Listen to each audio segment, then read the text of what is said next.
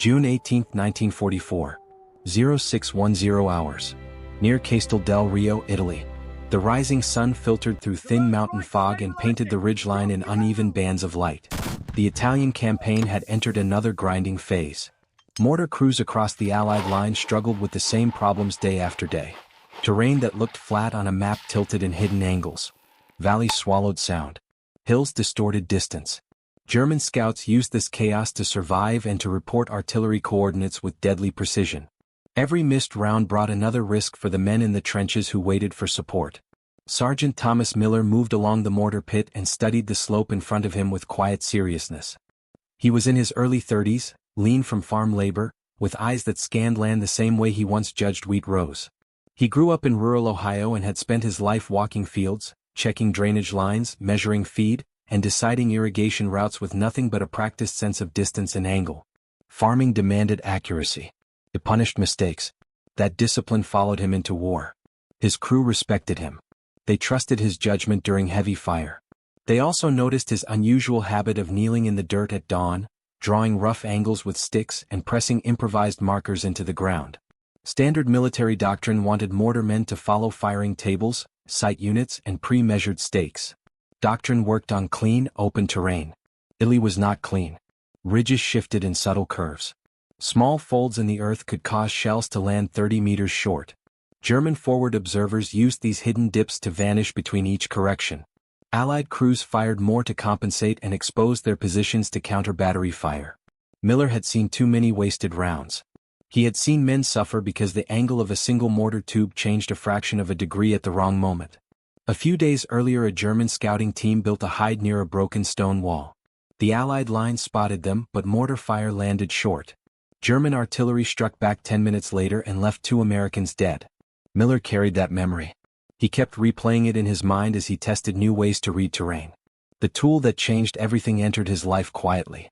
It was a discarded grain scoop he found near a supply point. Someone used it to unload animal feed months earlier. The curved metal reminded him of the scoops he used back home for barley and corn. He liked the way its shape caught light. He liked how the curve formed a predictable arc. On a farm he learned to compare small shifts in that curved line to shifts in the horizon. That old habit resurfaced now miles from Ohio. He took the scoop back to his mortar pit and began experimenting. He set it on the ground, checked the angle of its lip, and studied how its curve changed when he moved it slightly. He placed small wooden pegs around it to mark incremental traverse adjustments. The scoop became a visual anchor. The pegs formed a measurable pattern. He believed he could create a repeatable system for micro-corrections that standard equipment could not provide. The men in his section teased him at first. They liked him, but they thought the idea looked strange. A grain scoop did not belong in a war. Miller ignored the remarks. He understood terrain more deeply than anyone else in the battalion. When he looked across a valley, he did not see slopes and trees. He saw tilt angles, water flow paths, elevation drops, and distance compression caused by fog. He built his system slowly. Each day he tested small adjustments and compared impacts with the unit's sighting instruments. He recalibrated peg spacing. He scratched new reference lines inside the scoop. He waited for cloud cover, then checked how diffused light affected the curve. He recorded results quietly. Enemy pressure increased through the second week of June. German scouts became more active. They moved through the upper tree line during dawn patrols.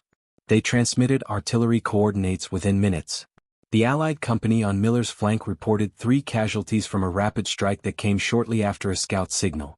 Everyone understood that the scouts had to be neutralized before they caused a larger bombardment. On June 18, a forward observer spotted unusual movement near a ridge almost a kilometer away. 5 German scouts crawled behind a granite rise and began setting up a position believed to contain a radio link. The observer called for mortar fire. The target was difficult. It sat at long range and low visibility. Standard firing tables could hit the general area, but not the tight cluster needed for a clean elimination. Missing would alert the scouts and force them deeper into cover. Miller stepped beside the mortar tube and studied the ridge through binoculars. He recognized the contour immediately. It was the kind of slope that gave crews trouble because its angle varied across a short distance. The ground dipped behind the ridge, creating a blind zone. He calculated that standard adjustments would land shells on the forward face instead of the hide behind it. He told his commanding sergeant that he wanted to use his improvised system. The sergeant hesitated. It felt strange to trust a farm tool over issued equipment. Time was limited.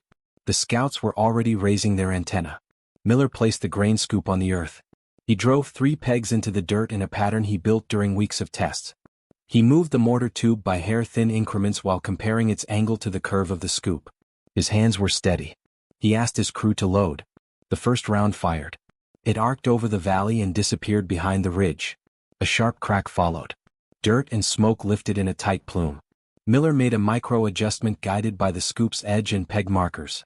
The next round dropped closer to the scouts and forced them to shift position. He saw the pattern forming. He saw how the ridge shape created distortion. He corrected again. His calm tone guided his crew while German scouts scrambled to reposition. The 4th round landed inside the blind zone and forced a radio operator to dive. The 5th landed seconds later. The ridge erupted in a concentrated blast. When the smoke cleared, the scouts were down. 5 bodies lay across the granite rise. No radio signal escaped the site. The company realized that Miller's improvised method had done what firing tables could not do in that terrain. Word spread quietly along the line. Men who once dismissed the grain scoop now asked him for advice. His technique became a small legend inside the unit, known only to those who saw its precision. The hours after the strike carried a steady tension across the Allied line. German artillery failed to appear. Officers took that silence as confirmation that the scouts had been neutralized before they could send coordinates. Miller's crew cleaned the mortar tube while discussing the shot sequence they had just executed. They replayed each adjustment. They tried to understand how such small angular changes produce such accurate results across such a long distance. The scoop sat beside the pit. A thin layer of dust clung to its surface. The pegs stood in the ground in the exact pattern Miller had used before the final corrections. The setup looked simple, but every placement represented weeks of quiet study. He had learned which angles mattered in mountain terrain and which illusions fooled the eye. His crew began asking him about the principles behind the system. They wanted to know how he read slopes and why he trusted the curved metal edge. Miller explained that farming forced him to understand natural tilt without instruments. His family operated on uneven land. They measured irrigation routes by watching how water pooled. They predicted harvest losses by tracking how rows held moisture. A grain scoop was a constant tool in those fields. Its curve gave him a reference for subtle changes. When the lip aligned with a certain horizon angle, he knew how much a slope dropped. That instinct returned the moment he held the scoop in Italy. The commanding sergeant approached the pit that afternoon. He carried a clipboard containing the morning's fire report. He wanted to know if Miller could repeat those results under different weather conditions. Miller said he could. He walked the sergeant through the peg spacing and how the curve of the scoop corresponded to elevation changes. The explanation sounded unusual, but the evidence on the ridge told its own story. During the next 2 days, the crew performed controlled tests. They fired at predetermined markers on various hillsides. Results were recorded and compared against standard firing table calculations. Miller's method consistently produced closer grouping patterns on complex terrain. The improvement was not dramatic on flat ground, but Italy had little flat ground. Officers noticed that his system compensated for terrain distortion that caused most misses during the campaign. The company began integrating his process informally. Mortar crews watched him work and adjusted their own aiming stakes.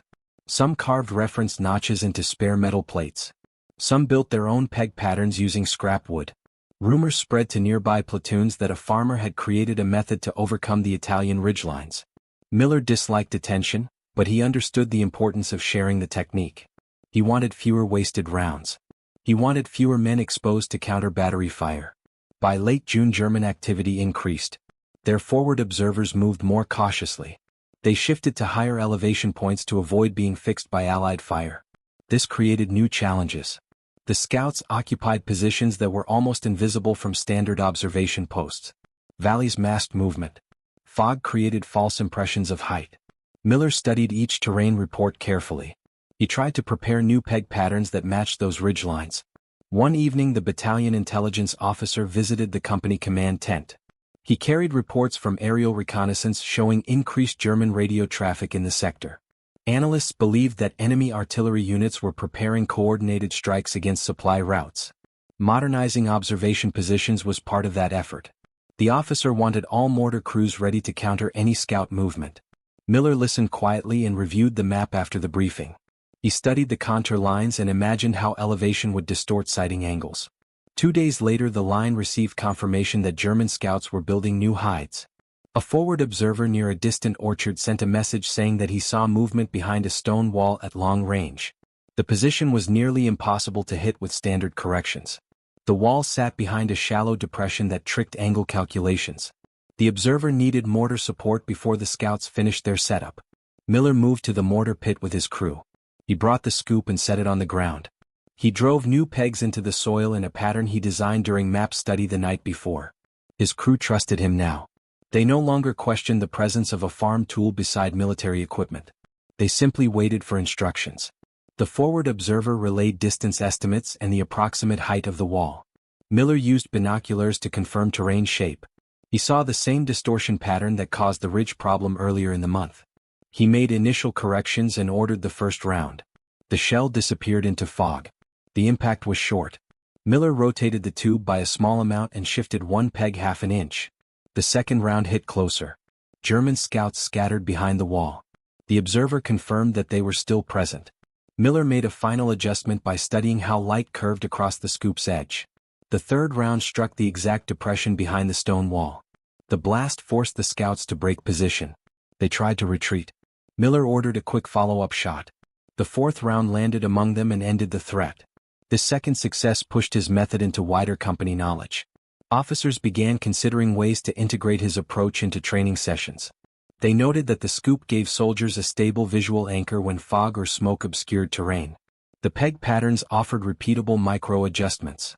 The technique reduced ammunition waste and increased reliability under stress. Despite this recognition, Miller stayed focused on the work. He did not talk about legacy or innovation. He wanted accuracy during the next engagement. He knew that the German army relied heavily on forward observers to guide their artillery. Removing scouts before they transmitted coordinates saved lives across the line. His civilian habits had become military advantages. He believed that practical knowledge mattered more than strict adherence to issued tools. The grain scoop remained with him each day. It developed small dents from transport. Its surface became darker from dirt and smoke. The pegs changed shape as he refined spacing. His system evolved quietly with each engagement. The crew now recognized that those tiny corrections often meant the difference between a clean hit and a dangerous miss. They learned to read terrain through his perspective. They began noticing small shifts in horizon angle that they once ignored. Early July brought heavier rain across the Apennine foothills. Soil softened. Slopes turned slick. Mortar crews struggled to keep their pits stable. Tubes sank by millimeters with each recoil. Those tiny shifts produced large errors at long distance. German scouts used the weather to their advantage. They moved during storms and hid in tree lines that blended with the mist. Miller understood these problems before others noticed them. Farming taught him how saturated soil behaved. He could judge ground stability from the way water pooled around boot prints. His crew watched him kneel in the mortar pit during rain showers and test soil firmness with the heel of his hand.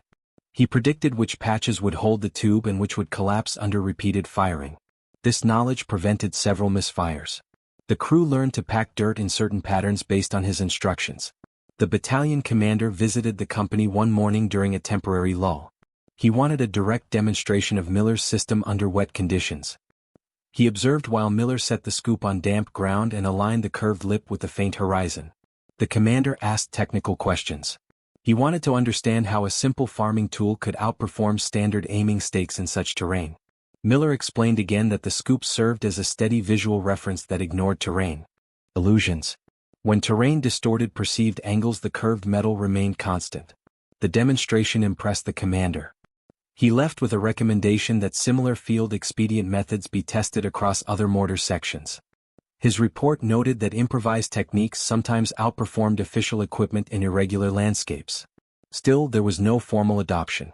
Logistics favored standardization. Field command preferred consistency.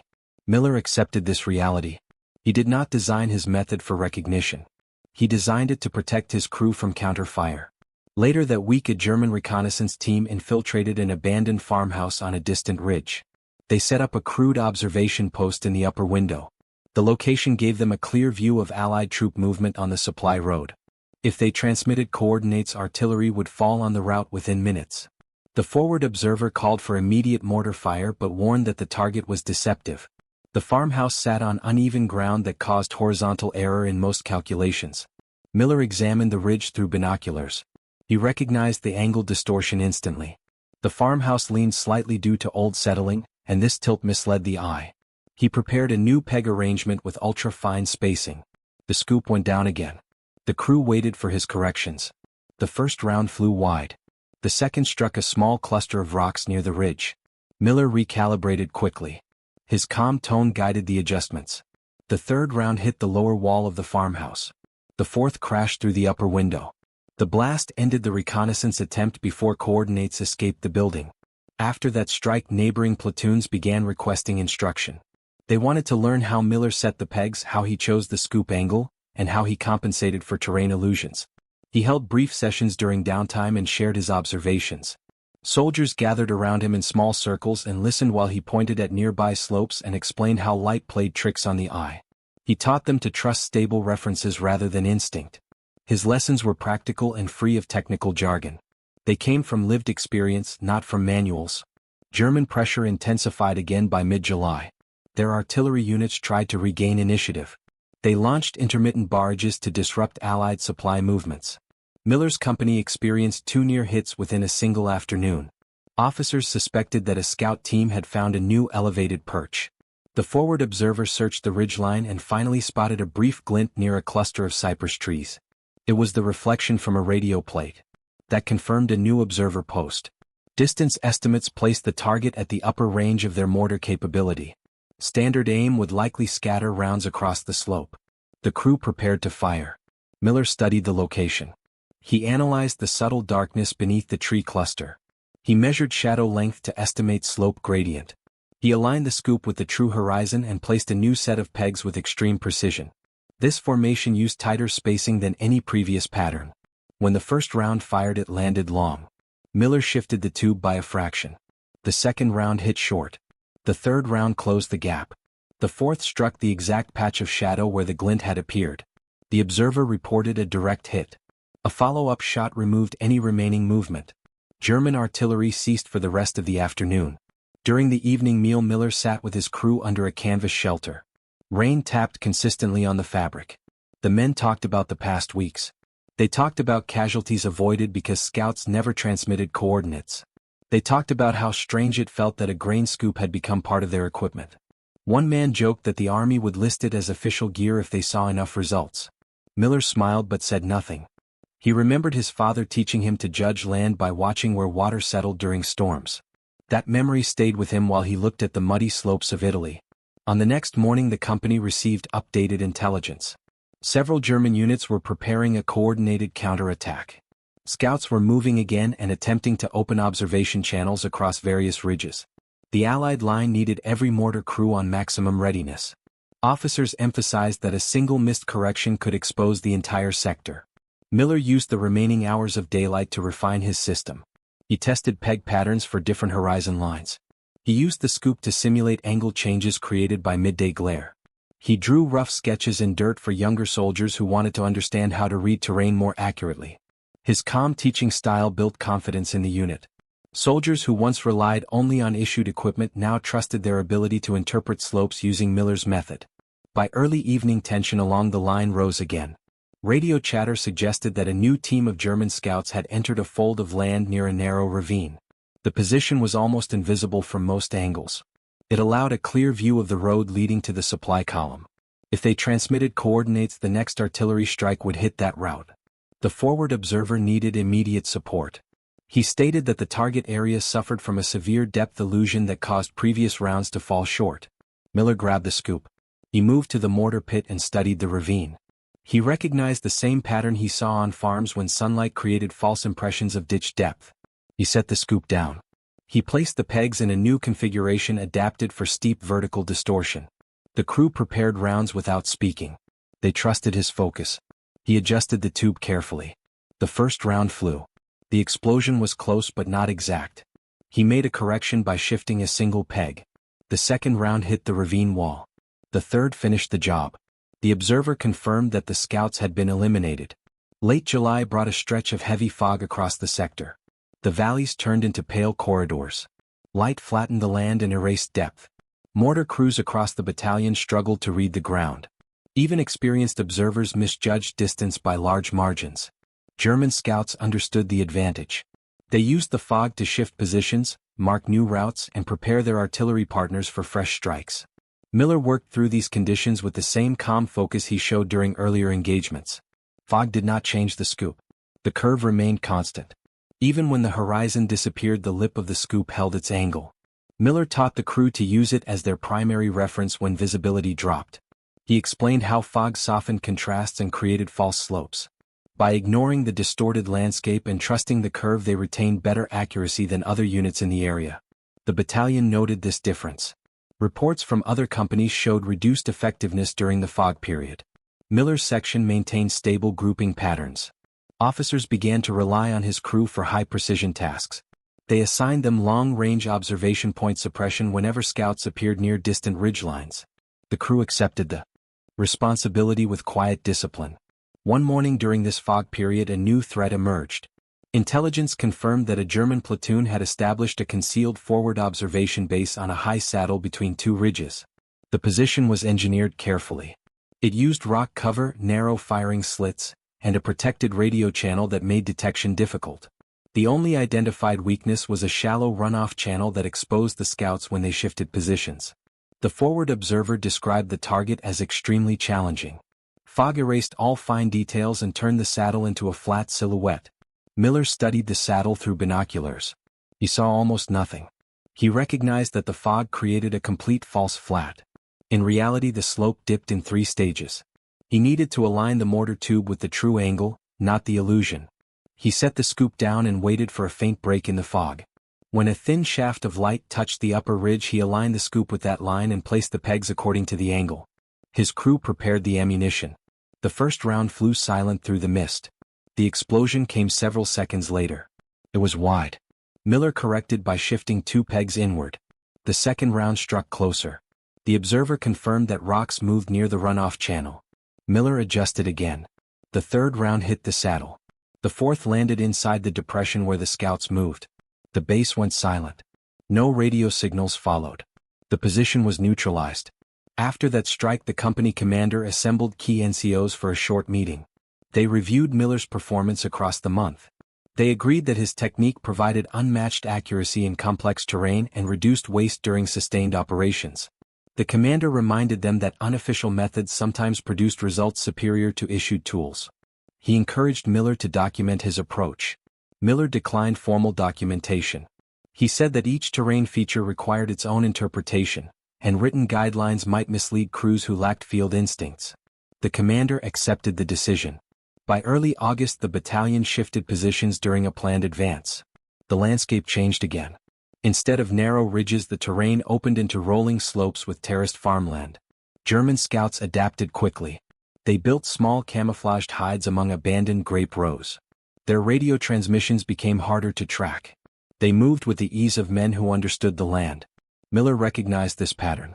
He knew that scouts in agricultural terrain could exploit subtle grade changes that hid movement from a distance. The new terrain resembled parts of Ohio. It brought back memories of his father pointing to distant rows and explaining how a 1-degree tilt could hide a full length of crop from sight. Miller used those memories now. He studied each terrace. He looked at how shadow lines changed as clouds passed overhead. He placed new peg patterns that matched the gradual slopes. The crew learned to adapt quickly to the new environment. Several days into this advance, the forward observer reported a cluster of enemy scouts moving along a terrace on the far edge of a vineyard. The location sat beyond normal comfort range. The terrace curved slightly downward, which caused standard corrections to overshoot. The observer needed mortar fire before the scouts disappeared behind the next row. Miller set the scoop on the dry soil. He adjusted it for the downward curve. The pegs went into the ground in a long arc. The crew prepared. The first round sailed over the terrace. He shortened the angle. The second round struck the slope. The third round landed among the scouts. The observer confirmed casualties. The remaining scouts fled into deeper cover. As the battalion pushed farther into the region, the terrain grew more unpredictable. Vineyards alternated with pockets of rough ground and abandoned stone huts. German scouts shifted positions constantly. They used scattered cover to build temporary hides.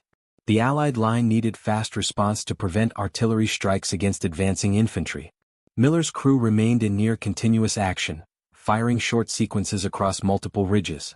One evening the commander asked Miller how he managed to maintain focus under pressure. Miller replied that farming taught him patience and consistency.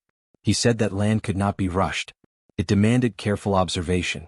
He explained that the same applied to mortar fire. Success came from reading the ground, not from force. The commander nodded and left him to his work. Later that night the forward observer detected movement on a far ridge near an old stone tower. The scouts used the tower as a partial screen. Their position allowed them to overlook a supply trail that the battalion needed to use at dawn. A strike was necessary before morning. Visibility was poor. Cloud cover hid the upper ridge. The observer warned that even small errors would cause rounds to land on the forward slope instead of the blind zone behind it. Miller examined the tower through the limited light. He saw almost none of the true landscape. He decided to rely entirely on the scoop. He placed it on the ground. He aligned the curve with the faint outline of the ridge. He drove the pegs in a tight formation that matched the predicted slope. His crew trusted him. They loaded the tube. The first round fired. The explosion echoed faintly behind the tower. Miller refined the angle. The second round struck closer. The third round hit directly. Stone fragments flew through the darkness. The tower went silent. The company understood again why Miller's method worked. He removed guesswork from terrain. He replaced instinct with stable reference points that ignored illusions. His approach reduced risk for advancing infantry and minimized wasted ammunition. It gave them an advantage in a campaign shaped by land, weather, and elevation. By mid-August the German army increased its reliance on long-range harassment fire. Their artillery units tried to disrupt Allied staging areas before each advance. Scouts worked in small teams and moved quickly across broken terrain. They often appeared for seconds at a time. If they transmitted coordinates, the result was immediate danger. Mortar crews had to respond with speed and precision. Misses cost lives. Miller understood that the window to strike was shrinking. His crew operated with near-constant readiness. They slept in shifts and kept ammunition stacked in careful rows. The mortar tube remained cleaned and packed after each short sequence. The scoop stayed beside Miller at all times. It had become part of his uniform. Its surface darkened from smoke and rain. The pegs filled a small pouch he carried on his belt. They were cut to exact lengths, based on patterns he refined through weeks of field trials. The battalion moved toward a village positioned on a multi-tiered slope. The terrain dropped in sudden steps. Each terrace contained stone walls built decades earlier. German scouts hid behind these walls and watched the Allied advance. The first barrage came shortly after sunrise. Allied infantry scattered for cover. The forward observer sent warnings that scouts were using the upper terraces to target the battalion. Mortar crews were ordered to counter fire immediately. Miller's crew moved into position. He studied the terraces. He saw how each step created a false plane. The eye read them as separate levels, but from long distance they blended into one continuous slope. This produced large errors in elevation adjustment. He set the scoop on firm ground and aligned it with the true horizon. He marked the terrace lines with new peg placements. He ordered the first round. It struck the lower terrace. He corrected. The second round hit the wall where the scouts had taken position. The third round silenced the location. The observer confirmed that no further signals came from that area. The battalion advanced again. New challenges appeared. The German scouts shifted to forest pockets above the village. Trees created additional illusions. Shadows masked slope direction. Branches broke up silhouettes. Rounds often landed short because tree lines hid the true depth of the target.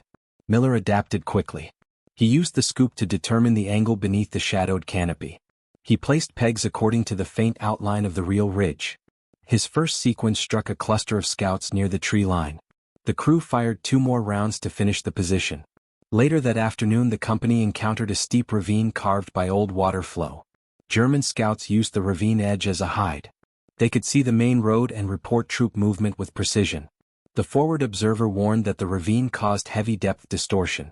He needed mortar fire fast. Miller assessed the ravine and recognized the illusion. The far edge appeared closer than it truly was. He set the scoop down and aligned the curve with the ridge shadow. His peg formation was tight and precise. The first round fired. It landed short. He made a single correction. The second round hit the ravine lip. The third followed and finished the job. The scouts were neutralized before they sent coordinates. Throughout these engagements word spread through the battalion. Soldiers from other companies spoke about the farmer who created a technique for precision fire in terrain that confused everyone else. They described his ability to read slopes that others did not see. They mentioned how his calm voice directed his crew even during heavy fire. Some talked about how his methods saved their positions from devastating artillery strikes. Despite the growing recognition, Miller stayed focused on his work.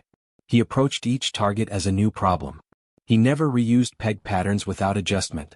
He explained to younger soldiers that terrain changes constantly. Soil shifts.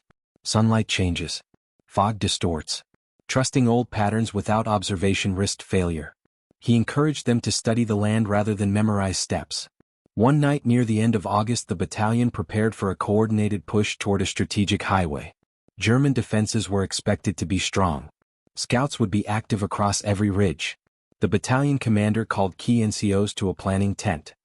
He explained that a single scout team had already been spotted near a stone embankment overlooking the route. They carried a portable radio set capable of transmitting quickly. If they lived long enough to report the Allied approach, the counter-battery strike would fall within minutes. The commander asked Miller for an assessment. Miller reviewed the map and studied the contour lines around the embankment. He highlighted a section where the ground dipped sharply. That depression would cause rounds to fall short if adjusted using standard values. He explained that the embankment created a shadow that hid the angle between two ridges. The commander approved a direct strike as soon as the forward observer confirmed exact position. Just after dawn, the observer reported visual contact. The scouts were taking cover behind the embankment. They had not yet raised the antenna. Time was extremely limited. Miller moved to the mortar pit with his crew. He set the scoop on the earth. He placed the pegs with deliberate speed. He aligned the tube. The first round fired. The explosion echoed short of the embankment. Miller made a precise correction. He shifted one peg by the width of a finger. The second round flew. It hit the embankment.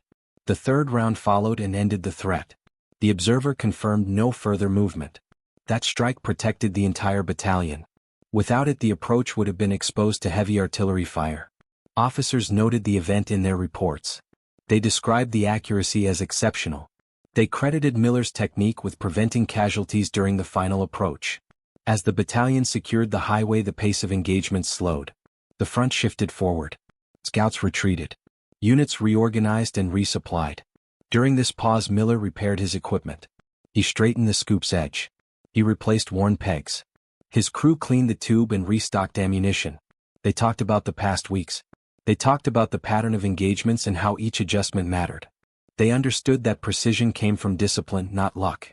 During this lull, a junior officer approached Miller privately. He asked why Miller never requested formal recognition. He said that many men believed Miller deserved an award for his contributions. Miller replied quietly that farming taught him a simple lesson. Land does not care about recognition. Results matter. If a technique saves lives, then that is enough. The officer respected the answer and left the conversation there.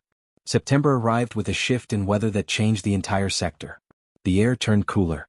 Morning fog lifted faster.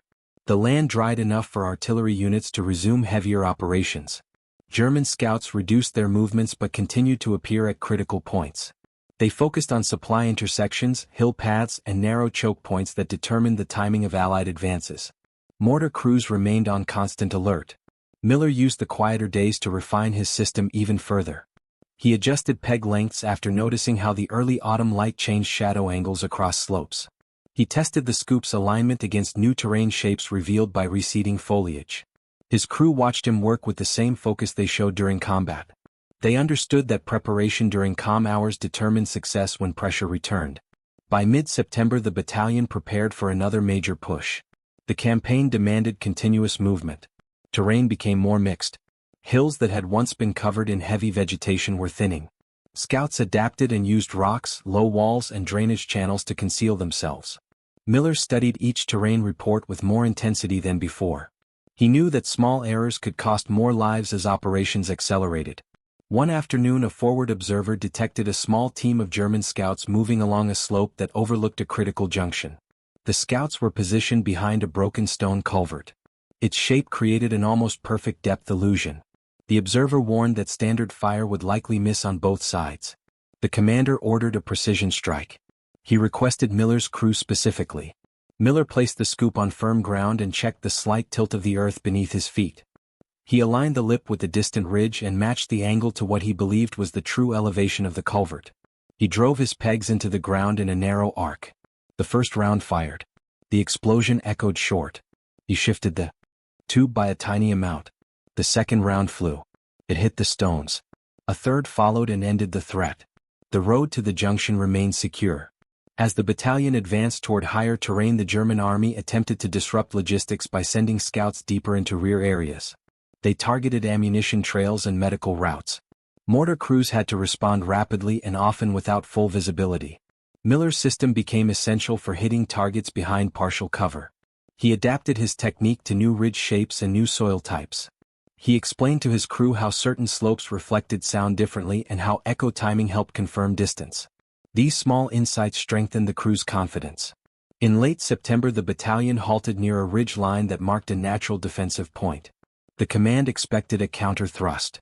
Scouts moved frequently along the opposite ridge. They used dry gullies and stone terraces to shift positions without detection.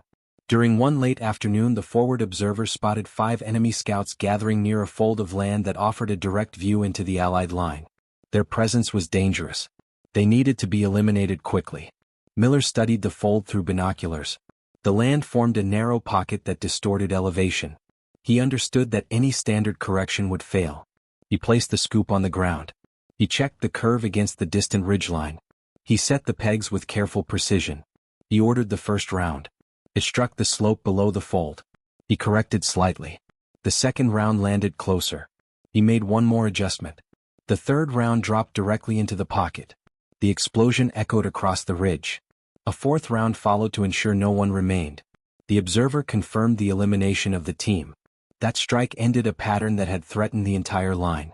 Officers recognized how much depended on Miller's judgment. They noted the number of times his technique prevented artillery strikes in the previous months. They acknowledged that his approach was unconventional but consistently effective. Still, there was no formal directive to standardize the method. The Army valued uniform training. Field improvisation rarely entered manuals. During the final weeks of the campaign, Miller's role shifted. The battalion needed to prepare new crews for advancing operations. Miller was asked to instruct younger soldiers. He showed them how to judge slopes, how to identify depth illusions, and how to use simple objects as stable reference points. He explained that precision came from discipline, not from equipment alone. He encouraged them to trust observation over instinct. His lessons spread quietly across platoons. The scoop remained with him through the final phase of the Italian advance. It had dents from transport, scratches from stone, and dark patches from smoke. The pegs in his pouch showed marks from constant adjustment. They represented countless hours of field testing. The technique he created saved men who never learned his name. It prevented strikes that would have caused heavy casualties. It proved that simple civilian experience could reshape battlefield tactics when necessity demanded it. After the campaign ended, Miller returned to Ohio. He went back to the same land he once walked as a farmer. He rebuilt irrigation lines, repaired fences, and restored the fields that had been left unattended during the war. The scoop returned to its original purpose. It measured grain once more. He used it the way he had before the war, but the tool carried a different weight now. It reminded him of the men he served with and the terrain that tested them. It reminded him of long days where survival depended on reading the land accurately. He never sought recognition. He never told many people about what happened in Italy. His crew remembered. The officers who witnessed his work remembered. Some mentioned him in after-action reports. Most viewers of the future never read those lines. His technique stayed in the memories of those who saw it. It lived in the quiet knowledge that sometimes the most effective innovations are born from ordinary tools and the careful patience of a man who understands the land beneath his feet. The Italian campaign moved forward with the support of countless soldiers who fought in conditions that changed by the hour. Miller's contribution became one of many small acts of ingenuity that shaped the outcome. His method did not become official doctrine, but it influenced those who learned from him. It stood as proof that precision could come from unexpected sources and that a simple curve of metal could alter the course of a battlefield when placed in the hands of someone who knew how to read it. He carried that memory with him for the rest of his life. The grain scoop stayed in his barn. The pegs disappeared into a drawer. The lessons remained in his mind. When he looked across the fields, he saw the same angles he saw in Italy. The land did not change. Only the purpose did.